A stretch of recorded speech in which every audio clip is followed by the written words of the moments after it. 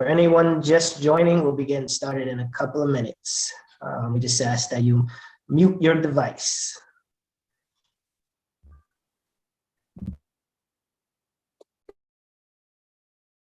A little housekeeping.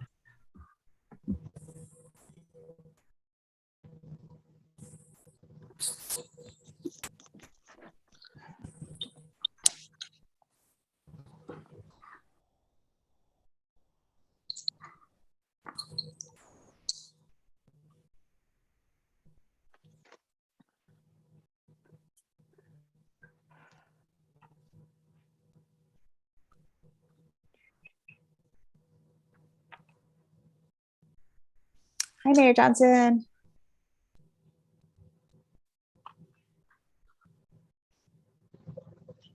Good evening, Susan. Hi, Danny. Ooh, hi, Nick. God, lots of folks we know here. Wonderful.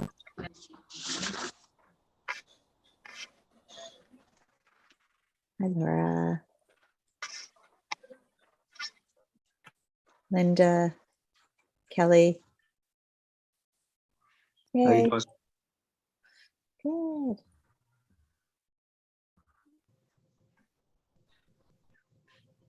right, we'll be getting started in another minute as I still see some people coming on. Hi, everybody. Tina, how are you? How you doing, Tina? I'm doing pretty good, thanks, guys. How are you guys doing? I just raced home so that I could not be sitting in the dark when this was all over and the rain and all that kind of stuff. So the thing I like about Zoom meetings, I can do them from home. Hi, Maya. Haven't seen you in 100 years. I know. It was really great to see you pop up just now. Surprise. In a while. Too long. Okay. So we're still here. All right. Great. Yeah, that's the good part, right? Started. So, good evening, everyone. My name is Kamal Johnson. I'm the mayor of the city of Hudson, and I'm thrilled to be here this evening. Talking about this new project in partnership with the Spark of Hudson. The Spark of Hudson's mission is a hub for learning and community development in Hudson, New York. It's where creativity thrives, civil discourse encouraged, and curiosity valued. Everybody has something to share. With their ethos, the Spark aims to amplify and create new opportunities for community growth and equity, with an emphasis on partnerships and collaborations. As somebody who's partnered multiple times with the Spark, I would agree that they definitely meet their mission statement. I want to give an introduction.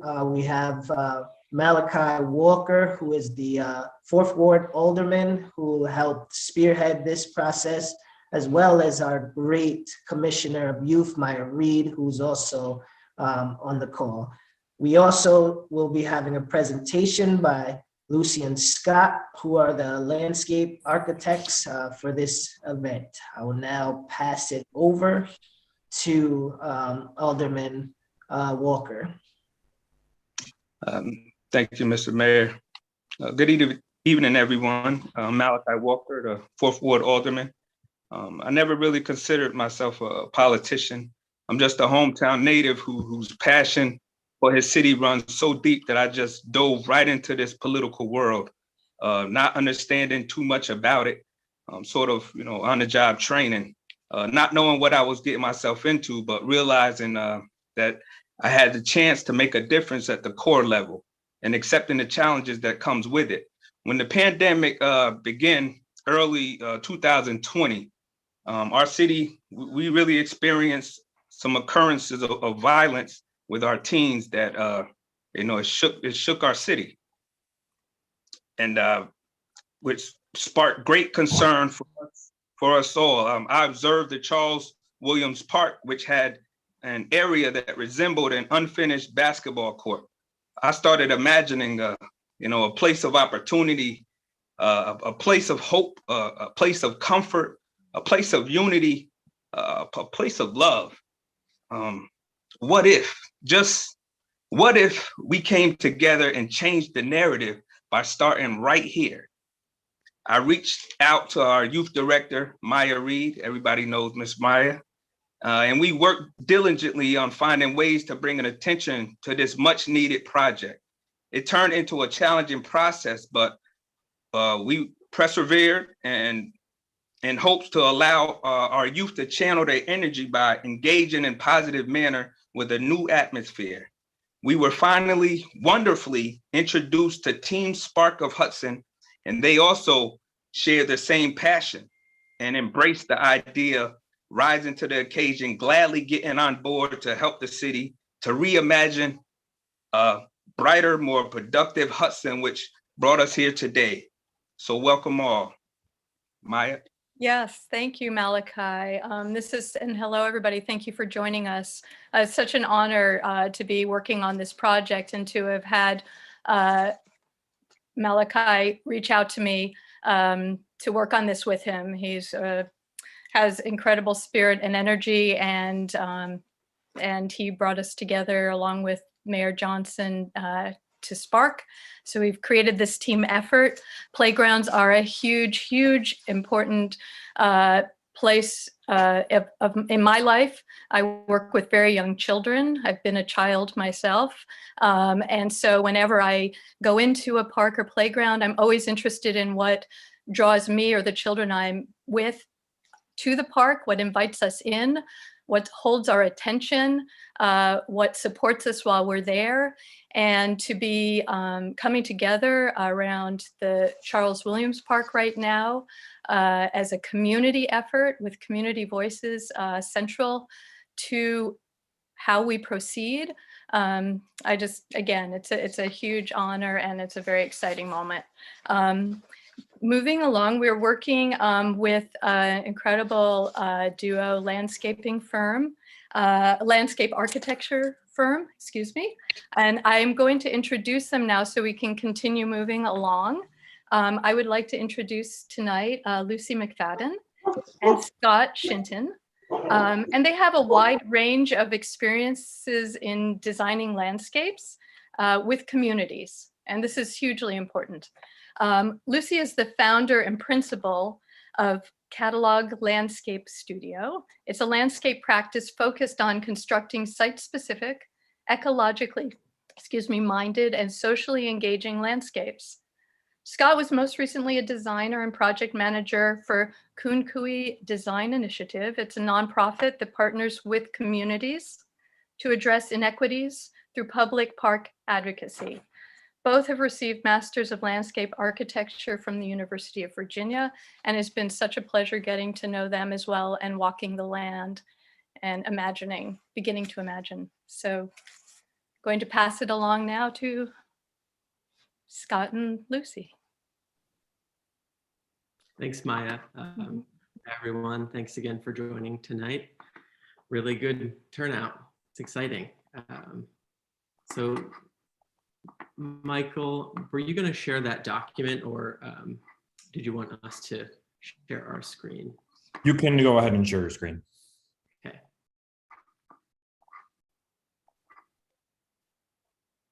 Can you all see that? Yeah. Yep. Great. Yeah, so my name is Scott. Thanks again, Maya, for that introduction. Lucy and I are really looking forward to kicking off this knowledge sharing phase, this first stage of a much longer kind of robust engagement process, and where we're learning together. But right now we're really learning from you about what you would like to see at this park.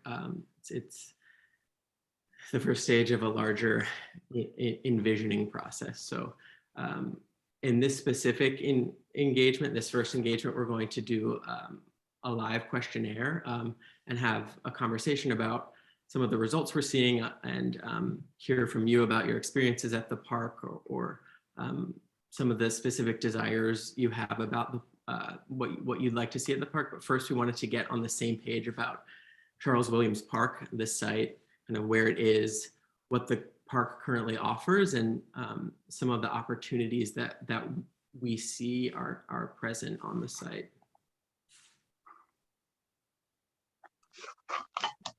I'm Lucy. Thank you. I'm honored to be here tonight. I am jumping in to describe the context, and this is a diagram that Scott and I put together. You can see the site in that coral red color, and at the junction between the end of Mill Street and the bike path. We highlighted other parks and conservation areas in green that you can see. And we'll go into this in more specifics, but this is our sort of zoomed out context map for you, as I'm sure you're all very aware of it. Scott? And so here's the site a little more zoomed in. You can see this is the actual boundary of the site. Much of the site is what you could be considered a part of the urban forest of Hudson. And the site really sits in this valley between two steep hillsides. And currently what's on the site in this flat area, which is adjacent to these existing residents, there's a pavilion with some picnic tables and a barbecue pit, and also there's this playground right here south of it. And then here you can see just below the park site label that is this existing asphalt blacktop area. And then there are some benches around the park as well. So we wanted to address some of the opportunities and constraints that we've identified so far as a starting off point for this conversation. This is a view from the hill above the field, looking at the pavilion, the neighborhood residences on Mill Street. The site sits in this interesting topography in this valley that moves water out to the Hudson River. And so it's a beautiful and interesting location and has a lot of opportunity. And we will go into that in more depth in these next slides. So we're going to talk about 7 specific kind of points that we see as big opportunities for really making this an amazing park. So the first one, obviously, being the connection to the community. We see this park as addressing a need for infrastructures and amenities that are really specifically addressing specific desires of the neighboring residents and the not just on Mill Street, but the surrounding community as well. So there's a lot of potential for recreation. We have an open field, and we also have the existing asphalt. So while there's a lot of opportunity for sports, we need a little more organization, formal organization, to get the sports, realize them. So that's one clear area where we have resources to start off with, but we need improvement. Another point is the site entrance and parking. So we do see this need for a more formalized bike parking area where, either cars can be parked or, a wayfinding area for parking cars. There's a need for a more clear, welcoming, and accessible entry here. You can see the entry at the terminus of Mill Street, and this is currently this roundabout where most people enter and connect to the pavilion and the playground. Park paths and site drainage.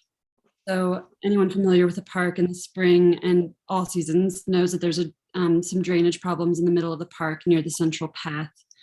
And there are also, there's unclear pathway system between the street, the asphalt with the roundabout, and then the path to the pavilion.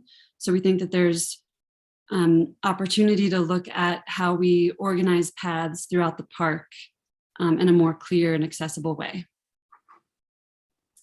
And then the playground, Maya touched on this a little bit, but we do see the playground as it exists now. There is an opportunity for more accessibility and a more kind of exciting, innovative, multimodal, inclusive play area.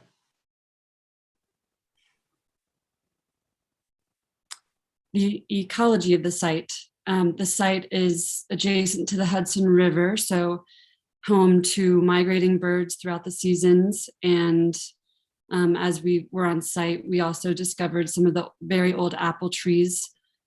So there are these remnants of an apple orchard that once bordered the site.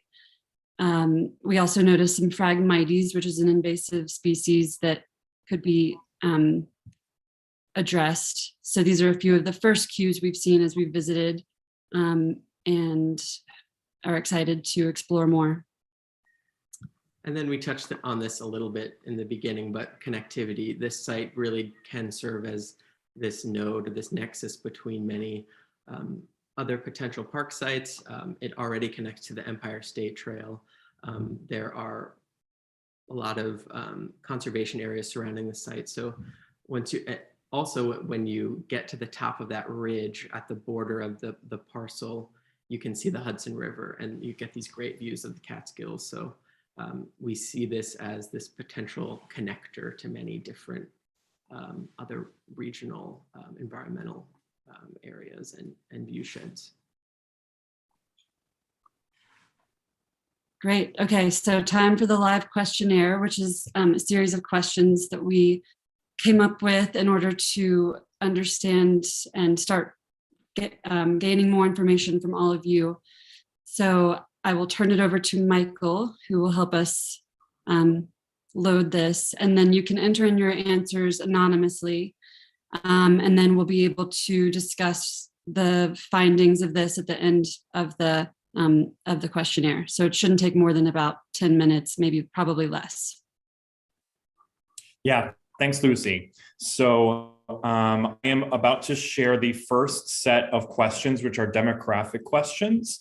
And they should be appearing on your screen right about now.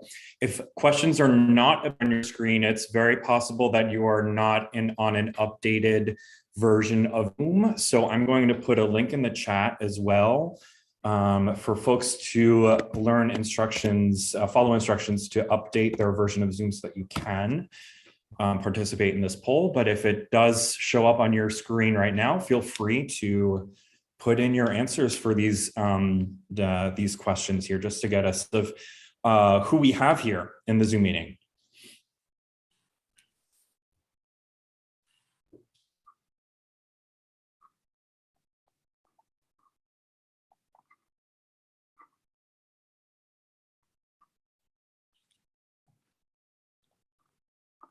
All right, looks like we're about half participated right now.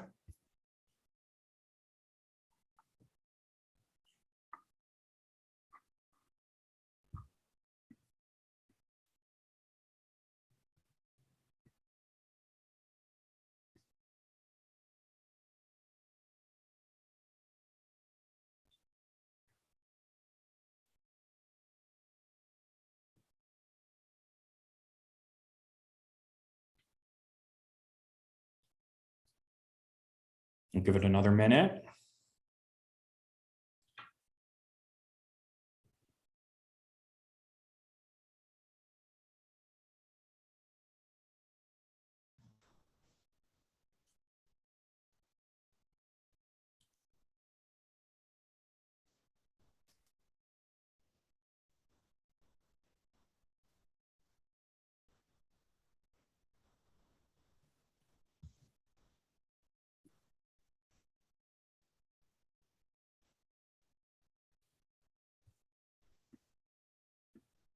Okay, I think we'll close it now at 77% participation.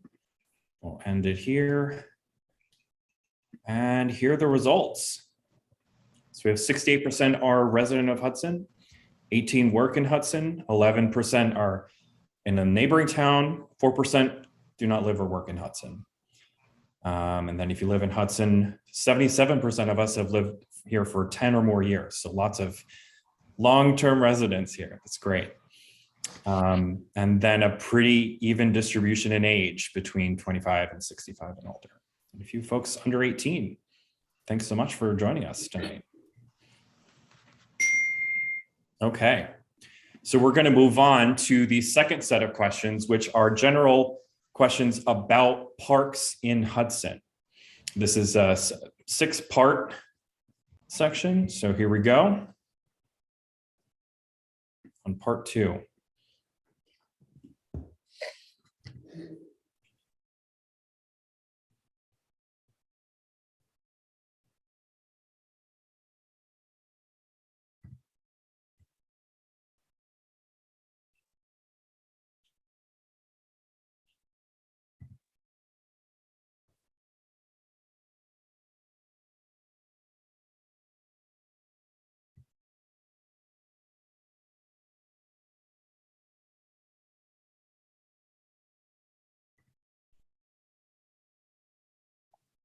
And I think it's clear, but I just want to stress that, on some of these questions, you can select more than one. So for number 2, for example, if you want to pick 4 or 5, go for it.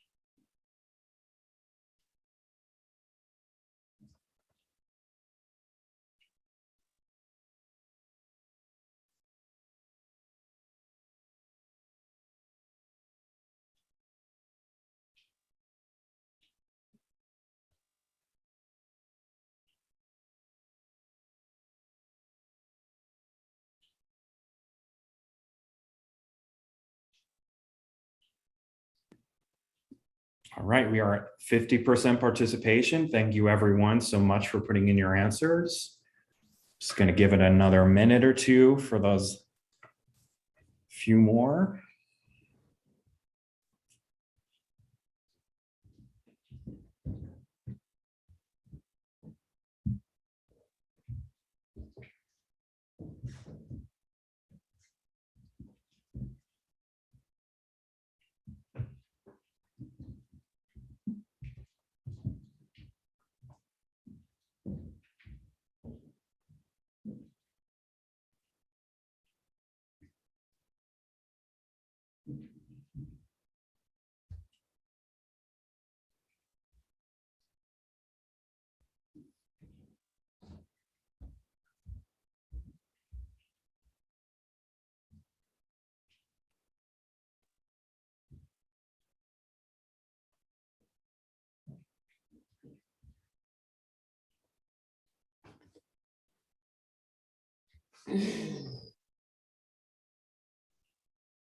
All right, thank you so much. I think we're going to end the poll now at 80% participation. Thank you.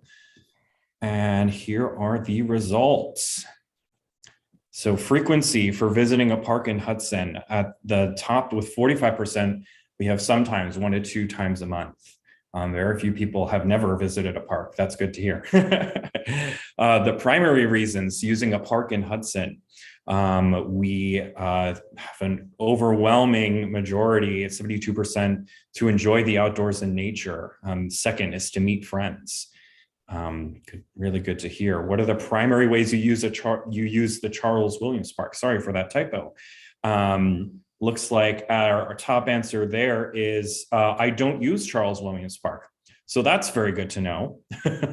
But in second place, looks like 34% to attend special events. And then in third place, 28% to enjoy the outdoors and nature. If you seldom use Charles Williams Park, which we know is the majority here, what are your reasons for that?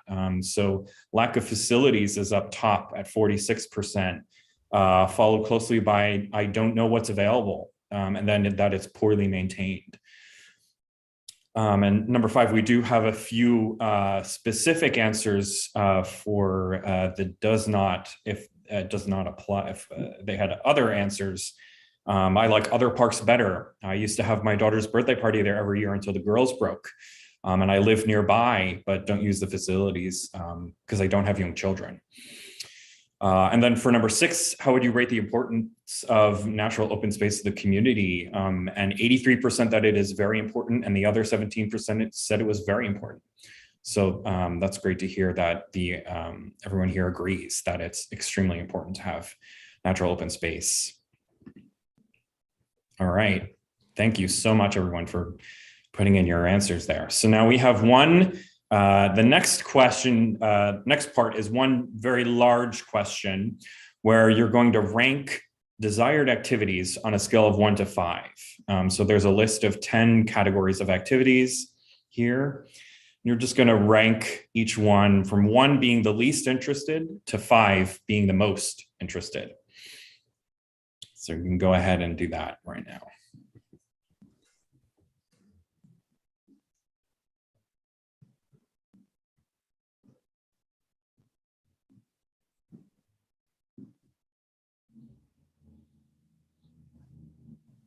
I see 4 choices. Am I the only one?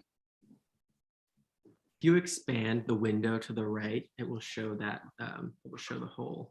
Yeah, you may need to widen or make the window a little bit bigger. Thank you. Got it. Great.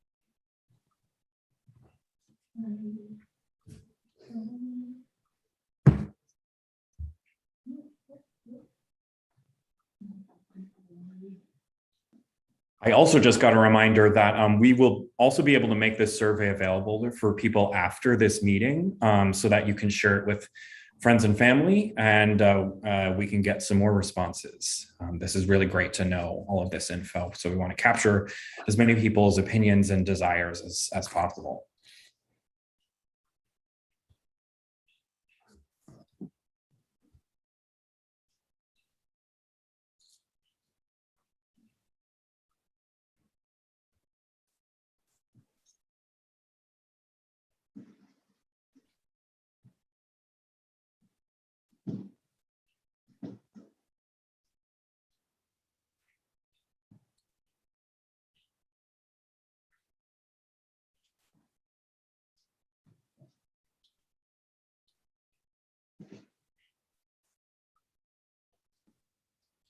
All right, looks like we are at 50% participation. Thank you so much, everyone. I'm going to give you another minute to wrap this up.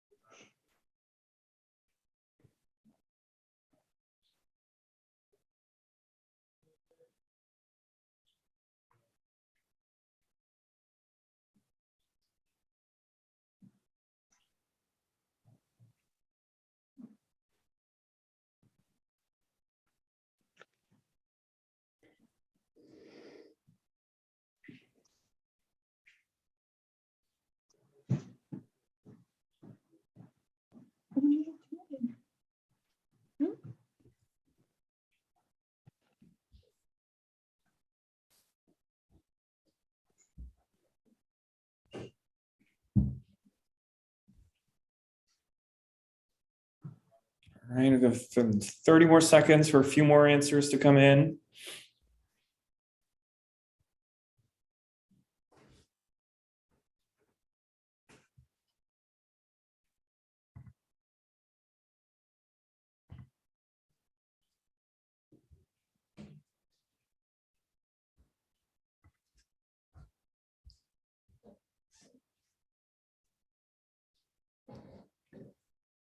All right, we're going to close this poll now. Thank you so much, everyone. And here's the results. So with an overwhelming majority, number that right at the end, number 10, the most interest was in special events and uses. For example, fairs, festivals, arts and crafts, or gardening. And then number 2, in second place, number 8, children's activities and play, use of the playground. So that's really good to understand that there's a craving for that for sure. But it is, I do see that there's kind of an even spread among all of these. I think people like to see a little bit of everything. That's great. Okay, we're going to move to part 4, which is specifically about visiting hours. We want to know when you intend to use the park. When are you most likely to visit a park? And during the week for question 1, and then during the weekend for question 2.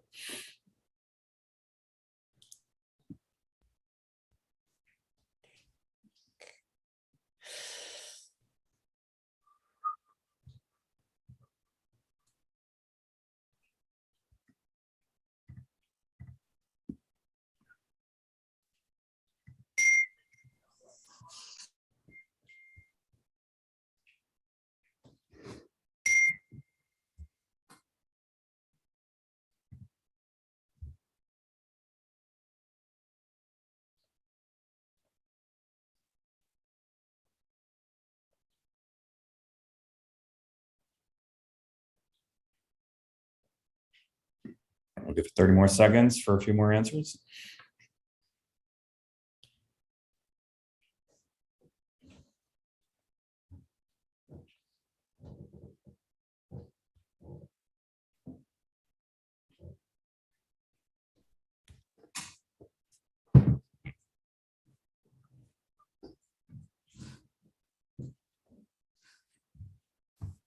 All right, thank you so much, everybody. So the majority for during the week, we're looking at 3 to 6 p.m. for access. And then during the weekend, similarly between 12 and 3 and then 3 to 6 for use. Thanks. Oh, sorry, I should have shared those results. There you go. 57% at 3 to 6 p.m. for number 1, 61% 3 to 6 p.m. for number 2. And now for the last section, we have some final questions. Asking about reasons to develop more trails connecting the park to other parks. Feel free to answer as many as you think. If you're more likely to walk, bike, or drive to the park. What kind of exercise opportunities you're missing from your daily routine. And then a question for parent guardians and caregivers about play and playground components. Okay. What would be the primary reasons to develop more trails connecting? Exercise, experience nature.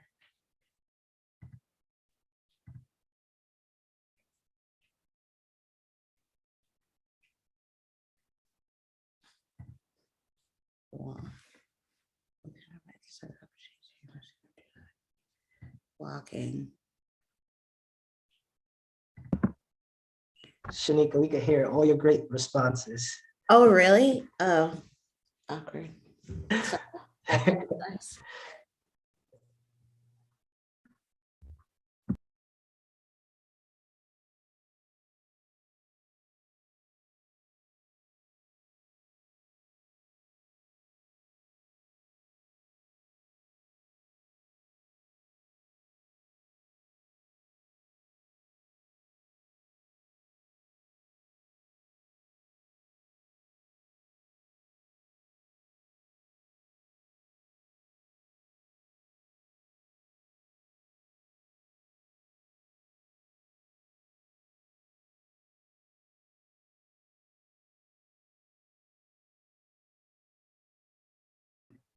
All right, we're at 50% participation. Thanks, everyone. Give it another minute for folks to put in their answers.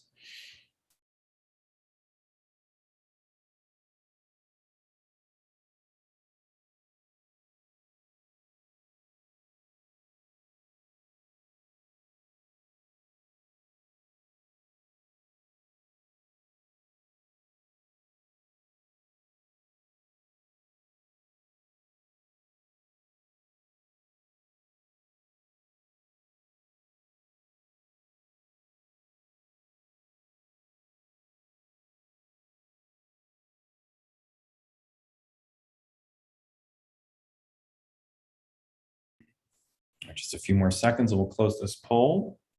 Thank you so much.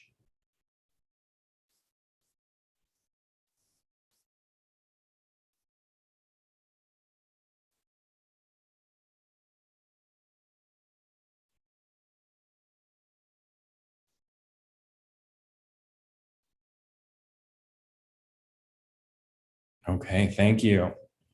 And here we go on the results. What your primary reasons would be to develop more trails. At a top answer, 59% for exercise, walking or running on unpaved spaces, and close second, a tie between exercise on paved paths for biking and walking, and then experiencing nature at 52%. Question number 2, looks like we're pretty closely tied between walking and driving to Charles Williams Park. Exercise opportunities that you're missing from your routine. Top answer, group exercise and classes at 55%. Close second with walking paths. And then for parent, guardian, and caregivers, what play and playground components you consider important for children. Top answers at 74% with seating and picnic tables. Close second, modern playground equipment.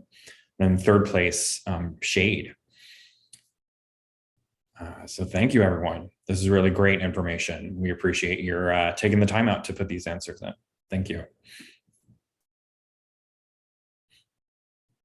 Yeah, thank you, everyone. This is kind of the first step in developing this larger data set that will really help us make decisions based on the real community needs and desires. And on that note, I want to kind of open the floor to you all. And if any of those questions kind of sparked anything, any stories you want to tell, or any questions you have for us, or anything that didn't come out in the survey, I'd love to just have a conversation right now. So feel free to raise your hand. Ooh, yes, we've got some hands. Linda. Hello, everyone. My name is Linda McGriff. I am actually the Director of Education and Child Development for Greater Hudson Promise Neighborhood. I was born and raised in Hudson. And first of all, I just wanted to say that I really think it's awesome.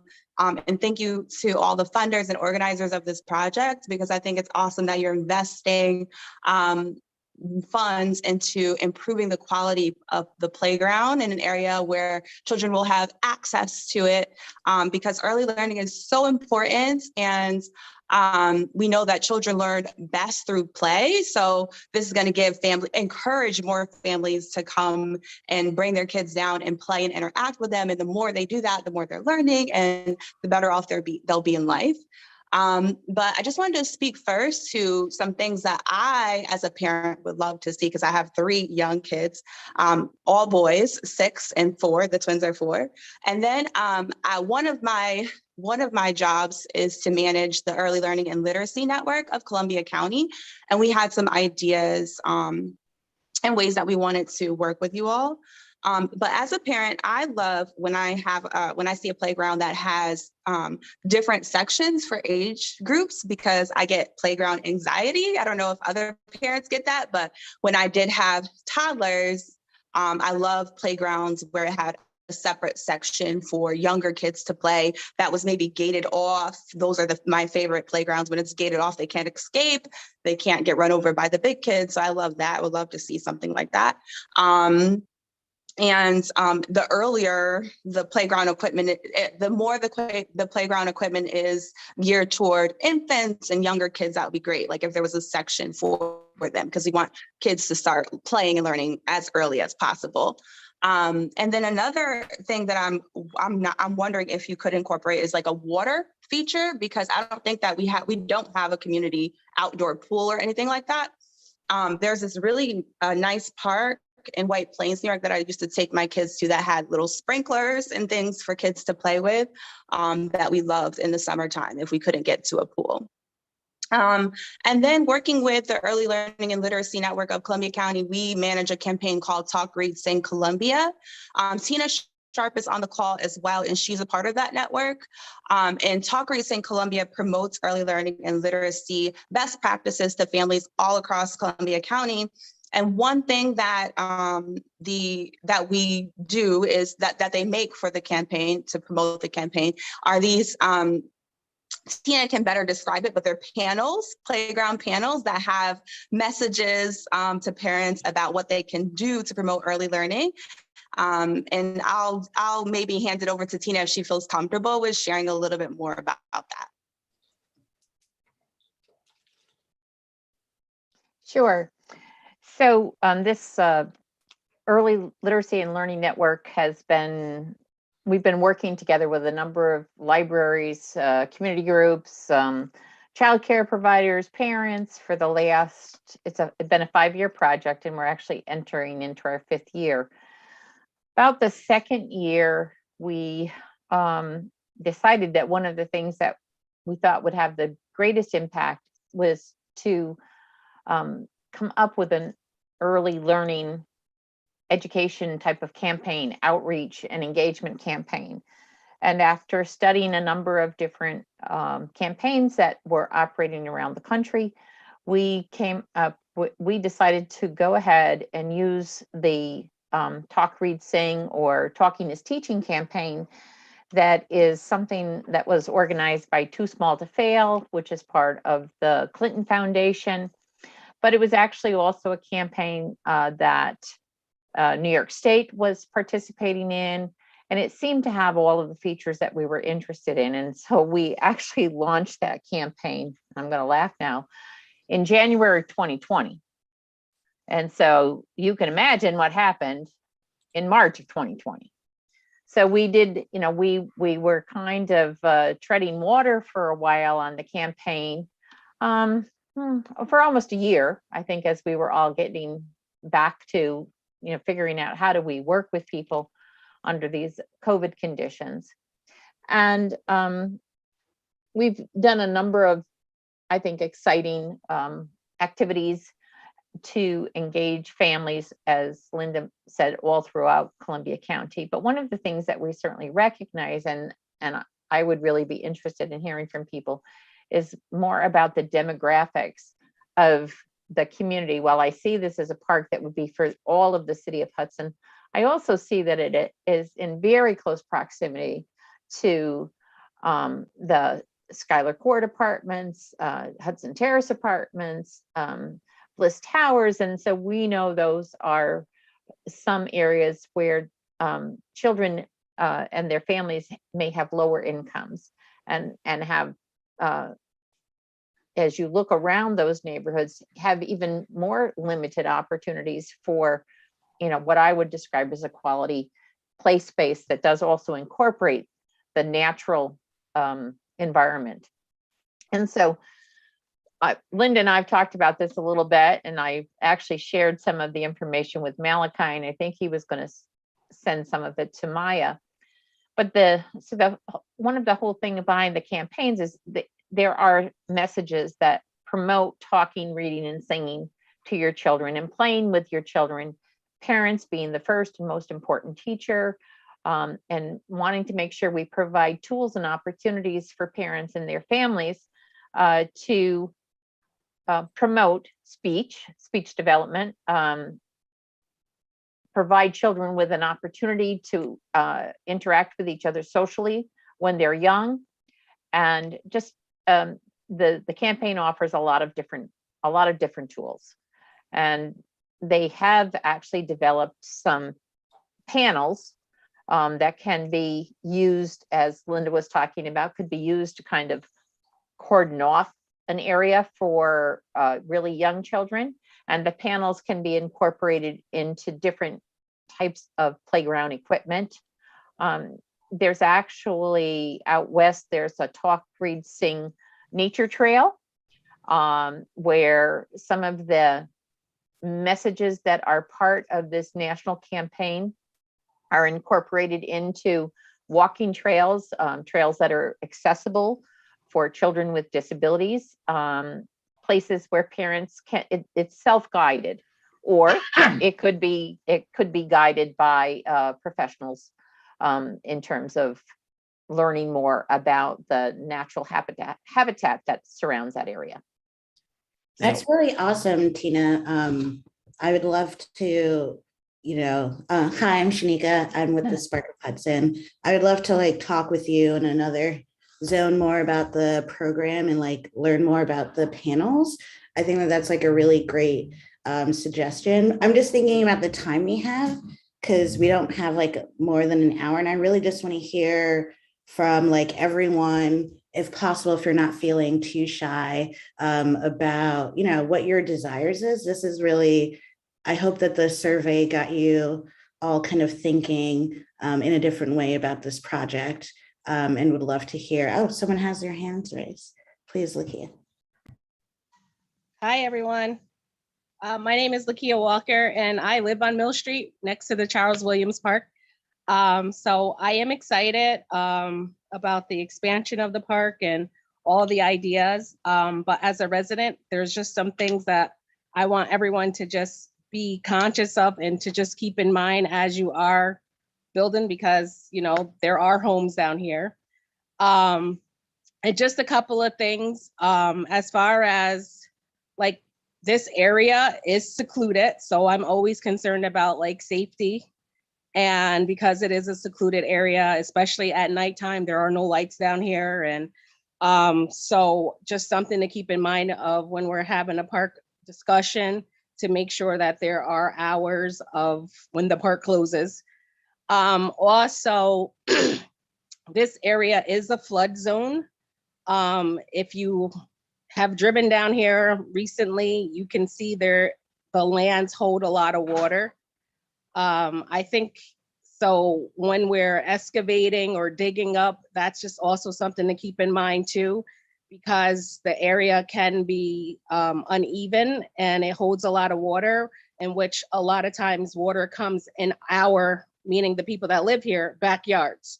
So even the last time when they were working on a project, the land shifted and we consumed a lot of water in our backyards. A lot of times I have to like replace my fence, and just because of weather and water, just staying around my fence area in my backyard, because it holds a lot of water. So just some of those things when you're building and when you're expanding is just to be conscious of.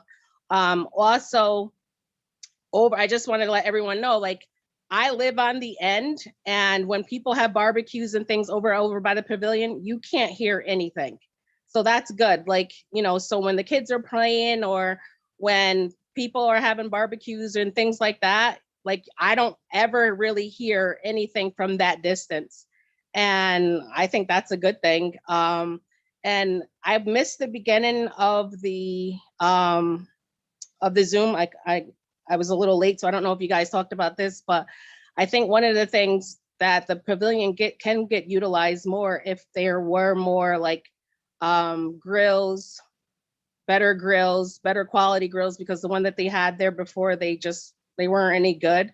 And like I've seen a lot of families try to come down and do barbecues, but they have to bring all their stuff. So those are just some of the things that I've just seen just from living here. And I just would appreciate if you guys could just keep in mind that we do live here, and it's just kind of our stuff that's out, and that we just need to be conscious of, safety first. Yeah, thank you for all of that, Lakia. Like, the residents has been a part from the beginning, a conversation for us to making sure that like, you can secure your privacy still. And yeah, definitely with like park hours, and we'll definitely, I know Malachi has been talking to y'all individually, and we'll definitely be following up and having more and more close conversations as the project develops. In the beginning of the Zoom conversation, I think you might have missed it, but the draining issues, I want to say for sure that like that has been noted and is a big part of what we'll be tackling on first. And hopefully we can come up with a system that like tackles that for like the park and also your home. And I know Lakia, I'm sorry, my sister-in-law was getting her name wrong. I know that she was concerned about the bathroom also because they get a lot of visitors in the summertime. So I know that was something else that was, being looked into.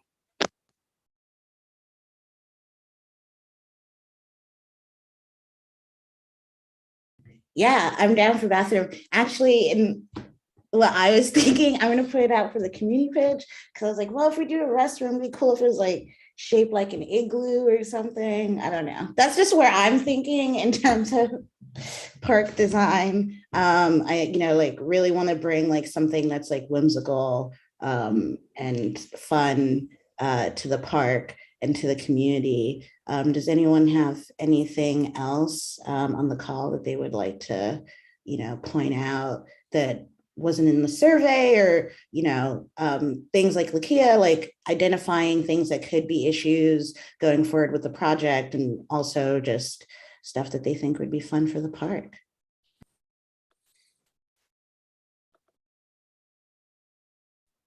Peter. Hi, thanks, Shanika. Yeah, a couple of things. I mean, the drainage, as you've talked about, is obviously a major problem, and there really isn't like a park in Hudson that has a playing field, and soccer and cricket and all that stuff is really popular here. So obviously, it would be amazing if there was an actual usable year-round playing field there, and bathrooms, which would then make it, a place that could be used for, rec leagues, all kinds of events, and could really expand the use of the park. The other thing I was just wondering is, there's so much great work going on around Hudson, around different parks. And, I noticed when you showed your map and you talked about Charles Williams as being kind of a hub for a network of parks, in a sense. Because there's been like a lot of community engagement going on right now for Friends of the Public Square. The Columbia Group did, a lot of community engagement and talking about use of outdoor space around Oakdale Park. They're doing a project now around the waterfront. And I'm just wondering, is there going to be any, Charles Williams is very unique and different from the other parks, and we want to preserve that. But also I think about how it interacts with other parks, and, what should it be versus, how do all the parks work together and support one another? And, what kind of planning can be done, in a larger sense around all of that? Yeah, we definitely hear that. And like, that's another thing that we have, like, we being colloquially of the, I don't know what we should come up with a group name. Anyway, I'm killing time, sorry. But like, Maya, Malachi, Lucy Scott, Kamal, Mayor Kamal, and Michael City Aide, like,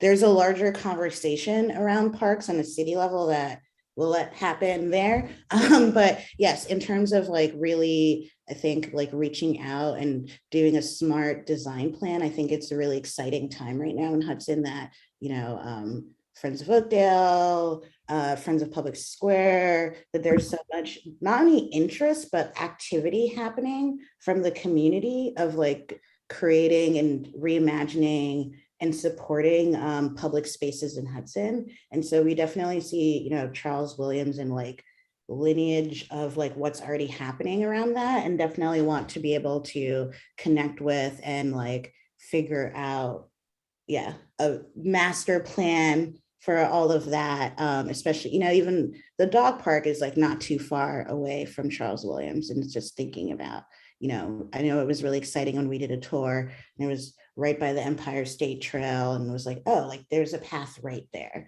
There's just so many opportunities that we can create together collaborating. And if I may add to what Shanika, you've just Yeah, said. I'll is add that- on to that. Okay. No, go ahead, Maya. Okay, I just wanted to say that one of the nice things is that we did walk the land and we were really acknowledging, you know, the environment, the ecology of that site specifically. So with all of the ideas that will be coming in from the community, that is also something that we're very aware of, is this very unique space that is the Charles Williams location and site. Now, Mayor Johnson, thank you. Sorry.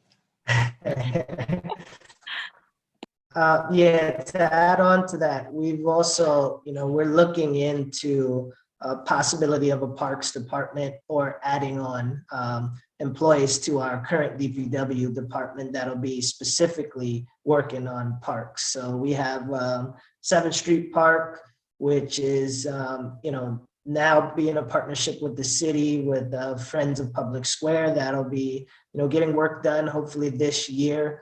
Promenade Hill will be done at the end of March, possibly early April. So, you know, every park in Hudson is getting some kind of renovation, and we want to make sure that it stays up to the standards, you know, that we want it to be at. So we definitely are looking into possibilities of, you know, how we're going to maintain these parks.